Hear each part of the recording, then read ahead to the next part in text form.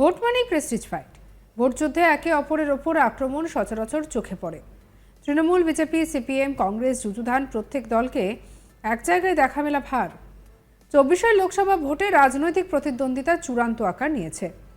তবে একেবারে উল্টো ছবি ধরা পড়ল দুর্গাপুরে। সেখানে প্রচারে বেরিয়ে বিজেপি নেতার বাড়িতে পাত পেরে খেলেন তৃণমূল বিধায়ক। তবে এখানেই শেষ নয়। খাওয়া দাওয়ার পর মমতা বন্দ্যোপাধ্যায়ের নাম লেখা শাড়ি পরে কর্মকর্তার স্ত্রীকে উপহারও দিলেন একেবারে তৃণমূল বিধায়ক। সেই শাড়ি তিনি উপহার দিয়েছেন। বুধবার ভোটের আবহে এক অন্য ছবি দেখা গেল পাণ্ডবেশ্বর বিধানসভার জেমুয়া গ্রামে। প্রচারের ফাঁকে বিজেপি নেতার বাড়িতে পাত পেরে মধ্যাহ্নভোজ করলেন তৃণমূলের জেলা সভাপতি ও বিধায়ক নরেন্দ্রনাথ চক্রবর্তী। গত পঞ্চায়েত নির্বাচনে পঞ্চায়েত সমিতির বিজেপির প্রার্থী ধর্মদাস গোপ তিনি যথারীতি নেমন্তন্ন করে বিধায়ককে মধ্যাহ্নভোজ করালেন। সঙ্গে সঙ্গে বিজেপি কর্মকর্তার স্ত্রীকে মমতা বন্দ্যোপাধ্যায়ের নামাঙ্কিত শাড়ি উপহার দিলেন তৃণমূল বিধায়ক। বেশ খোশ মেজাজে বিধায়ক নরেন্দ্রনাথ চক্রবর্তী সাংবাদিকদের মুখোমুখি হয়ে বলেন, বর্তমানে বিজেপি কর্মী হলেও তিনি বড় মনের পরিচয় দিয়েছেন এবং একটি দৃষ্টান্ত হয়ে থাকবে। অন্যদিকে বর্তমানে তিনি বিজেপি কর্মী হলেও অতীতে কিন্তু তিনি তৃণমূলের সক্রিয় সংগঠক ছিলেন। এটাই পাণ্ডবেশ্বর। কি বলছেন নরেন্দ্রনাথ চক্রবর্তী, শুনব।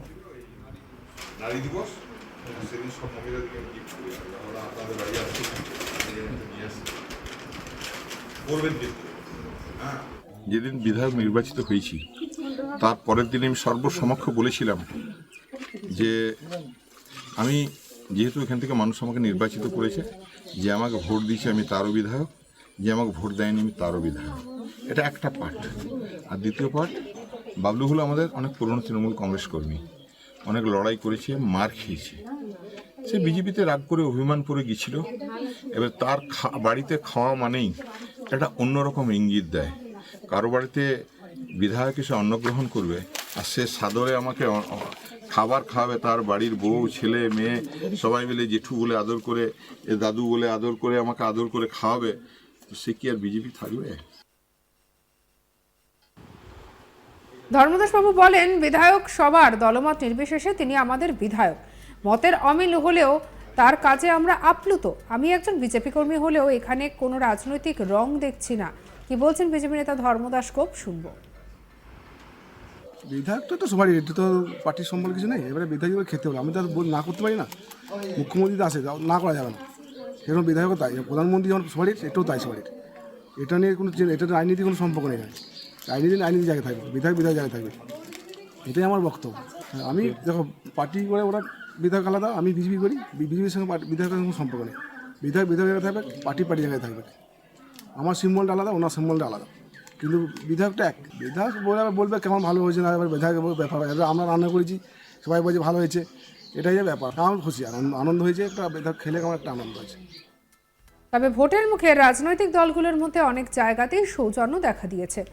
সম্প্রতি ভোটের আগে আশীর্বাদ নিতে বিমান বসুর কাছে গিয়েছিলেন বিজেপি প্রার্থী তাপস রায়। বলাই যায় যে সেখানে বাম বিজেপির কোনো রাজনৈতিক মতাদর্শ বাধা হয়ে দাঁড়ায়নি, বরং সৌজন্যের সাক্ষাৎ একেবারে আলো ছড়িয়েছে ভোটের আগে। মালদায় রামনবমীর দিন সৌজন্য এবং সম্প্রীতির ছবি দেখতে পাওয়া গিয়েছিল। সৌজন্যের ছবি দেখতে পাওয়া গিয়েছিল সে সময় উত্তর দিনাজপুরের ইসলামপুরের 11 বারের বিধায়ক আব্দুল করিম চৌধুরীকে প্রণাম করে শুভেচ্ছা বিনিময় করেছিলেন রায়গঞ্জ লোকসভা কেন্দ্রের বিজেপি প্রার্থী কার্তিক পাল। আর এদিকে এ নিয়ে আমাদের রিপোর্টার অনিল গিরির কি রিপোর্ট দেখাবো। লোকসভা নির্বাচনের ফার্স্ট ফেজ ইলেকশন শেষ হয়েছে, আর বিভিন্ন এলাকা থেকে রাজনীতি, হিংসা আর বাক্যযুদ্ধ খবর সামনে আসছে। আর তারই মাঝে পশ্চিম বর্ধমান জেলা থেকে একটা ভিন্ন দৃশ্য সামনে এসছে, যেখানে পশ্চিম বর্ধমান জেলার তৃণমূল কংগ্রেসের জেলা সভাপতি নরেন চক্রবর্তী এক বিজেপির কর্মীর বাড়িতে দুপুরের ভোজন করছেন। তিনি তাদের বাড়িতে বসে প্রায় ঘণ্টাখানেক সময় কাটান আর দুপুরের ভোজন করেন। আর ভোজন করার পর তিনি উপহার হিসাবে এই বিজেপি নেতার স্ত্রীকে এক শাড়ি গিফট করেন, সেটাতে মুখ্যমন্ত্রী মমতা বন্দ্যোপাধ্যায়ের ছবি রয়েছে। এই খবর আসার পর রাজনীতি মহলে বিভিন্ন চর্চা শুরু হয়েছে।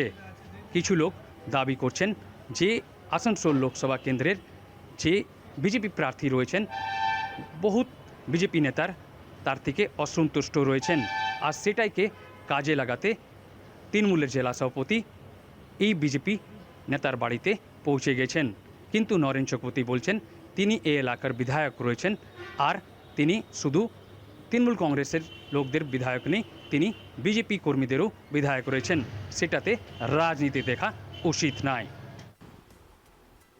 আর এদিকে ভোট মানেই তো একেবারে প্রেস্টিজ ফাইট। ভোট যুদ্ধে একে অপরের প্রতি আক্রমণ সচরাচর যেটাই চোখে পড়ে। তৃণমূল, বিজেপি, সিপিএম, কংগ্রেস সব পক্ষই একে অপরকে একচুল জমি ছাড়তে নারাজ। 2024 লোকসভা ভোটে রাজনৈতিক প্রতিদ্বন্দ্বিতা চূড়ান্ত আকার নিয়েছে। তবে একেবারে উল্টো ছবি ধরা পড়ল দুর্গাপুরে। সেখানে প্রচারে বেরিয়ে বিজেপি নেতার বাড়িতে পাত পেরে খেলেন তৃণমূল বিধায়ক। তবে এখানেই শেষ নয়, খাওয়া দাওয়ার পর মমতা বন্দ্যোপাধ্যায়ের নাম লেখা শাড়ি বিজেপি কর্মকর্তার স্ত্রীকে উপহার দিলেন তৃণমূল বিধায়ক। বুধবার ভোটের আবহে এক অন্য ছবি দেখা গেল পাণ্ডবেশ্বর বিধানসভার জেমুয়া গ্রামে। প্রচারের ফাঁকেই বিজেপি নেতার বাড়িতে পাত পেরে মধ্যাহ্ন ভোজন করলেন তৃণমূলের জেলা সভাপতি এবং বিধায়ক নরেন্দ্রনাথ চক্রবর্তী। গত পঞ্চায়েত নির্বাচনে পঞ্চায়েত সমিতির বিজেপির প্রার্থী ধর্মদাস গোপ তিনি যথারীতি নেমন্তন্ন করে বিজেপি বিধায়ককে দেখা গেল মধ্যাহ্নভোজ করাতে, এবং সঙ্গে সঙ্গে বিজেপির কর্মকর্তার স্ত্রীকে মমতা বন্দ্যোপাধ্যায়ের নামাঙ্কিত শাড়ি উপহার দিলেন তৃণমূলের বিধায়ক। মিষ্টি, হ্যাঁ, আর এইটা শাড়ি আছে, হ্যাঁ, শাড়িটাতে না দিদির কবিতা লেখা আছে। এটা আমি যেদিন আমাদের হয়েছিল এই নারী দিবস, সেদিন সব মহিলাদেরকে আমি গিফট করি।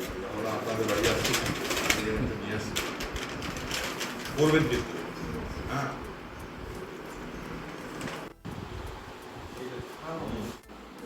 আমি বলো, আমি যথেষ্ট প্রাইস বিজেপি নেতা ধর্মদাস গোপ কি বলছেন শুনবো।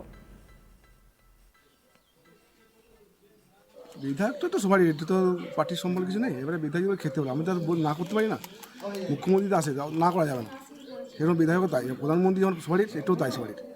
এটা নিয়ে কোনো এটা রাজনীতি কোনো সম্পর্ক নেই। রাজনীতি জায়গায় থাকবে, বিধায়ক জায়গায় থাকবে, এটাই আমার বক্তব্য। আমি দেখো, পার্টি করে ওরা বিধায়ক আলাদা, আমি বিজেপি করি, বিজেপির সঙ্গে বিধায়কের কোনো সম্পর্ক নেই।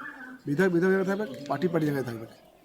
আমার সিম্বলটা আলাদা, ওনার সিম্বলটা আলাদা, কিন্তু বিধায়কটা এক। বিধায়ক বলবে কেমন ভালো হয়েছে না, এবার বিধায়ক ব্যাপার। আমরা রান্না করেছি, সবাই বলছে ভালো হয়েছে, এটাই যে ব্যাপার। আমার খুশি, আনন্দ হয়েছে, একটা বিধায়ক খেলে কেমন একটা আনন্দ হয়েছে। আমি বলো, আমি যথেষ্ট প্রাইস সঙ্গে রাখুন আজ তাক বাংলাকে সাবস্ক্রাইব করে নিন।